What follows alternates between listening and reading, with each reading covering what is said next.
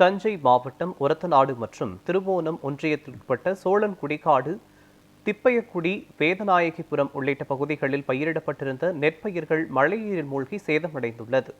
இதுகுறித்து அப்பகுதி விவசாயிகளிடம் நமது செய்தியாளர் நியூஸ் 7 தமிழ் செய்தியாளர் நலீம் நடத்திய கலந்துரையாடலை தற்போது பார்க்கலாம்.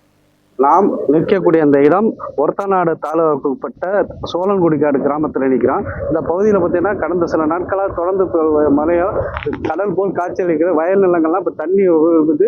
இதில் வந்து பயிர்கள் நடப்பட்ட பயிர்கள் அனைத்து அழுகி வீணாகிவிட்டதா இந்த பகுதி விவசாயிகள் வேதனையோடு கூறணும். இப்போ மொத்தமாக பாதிக்கப்பட்ட பரப்பளவு சுமார் 9 கிராமங்களில் உள்ளடக்கி 1000 ஹெக்டருக்கு மேலே பயிர் பாதிப்பு அடைஞ்சிருக்கு. மெயின் ரீசன் பார்த்தீங்கன்னா அசுனியாருங்கிற வேதபுரி வாக்கில் ஒழுங்காக தூர் வரவில்லை.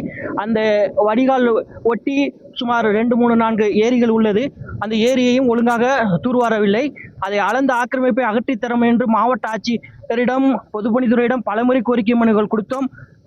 கிராம சபை கூட்டங்களின் தீர்மானம் நிறைவேற்றி கொடுத்தோம். ஆனால் அவர்கள் நிறைவேற்றி கொடுக்கவில்லை. அரசியல் தலையீட்டினால் இந்த வேதபுர வாய்க்கால்கள் ஒழுங்காக தூர்வாரப்படவில்லை. கேணிக்குளம் என்கின்ற ஏரியும் வெட்டப்படவில்லை. அந்த ஏரியின் மொத்த பரப்பளவு கிட்டத்தட்ட 105 ஹெக்டேர். அந்த ஏரி முற்றிலும் ஆக்கிரமிக்கப்பட்டு தண்ணி செல்வதும் தடைப்பட்டு உள்ளது. நீங்கள் பயன்படுத்தீங்க, இது எத்தனை நாள் தண்ணி கிடக்கு? இது குறித்து அதிகாரி மனு கொடுத்தீங்களா, சொன்னீங்களா, இல்லை அதிகாரி யாராவது வந்து பார்த்தாங்களா? சார், இந்த பகுதி வந்து எப்பவுமே இது பாதிக்கப்படுற பகுதியாக போயிட்டு இந்த வடிகால் இருக்க சொல்லி அடிக்கடி நாங்கள் சொல்லிட்டு இருக்கோம் சார்.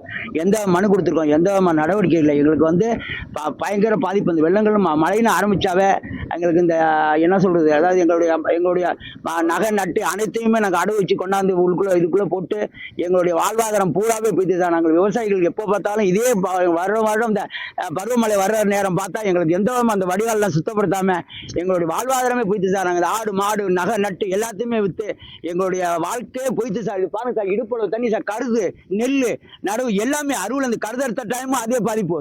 இப்போ சம்பா நட்டுருக்காங்க, அதுக்கு முந்தி இப்போ வந்து தாடி நட்டு எல்லாமே எங்க பாருங்க, இந்த பைத்த பாருங்க, எல்லாம் இடுப்பளவு தண்ணி சார். இந்த ஏரியாவே பாருங்க, ஒரு எங்களால் ஒன்றும் சமாளிக்க முடியல. இதுக்கு ஏதாவது எங்களுக்கு ஒரு தீர்வு காணணும், அரசு தீர்வு காணணும். தொடர்ந்து பெய்து ஒரு மழையால் இந்த சோழன்குடிக்காடு பகுதியில், அதாவது வயல் பகுதியில் தண்ணீர் தேங்கி குளம்போல் காட்சியளிக்கிறது.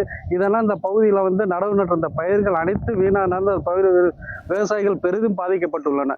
இது குறித்து இந்த பகுதி விவசாயிகள் பலமுறை அதிகாரிகளிடம் முறையிட்டும் இதுவரைக்கும் எந்த ஒரு நடவடிக்கை எடுக்கப்படவில்லை. இந்த விவசாயிகள் வேதனையோடு கூறுகின்றனர்.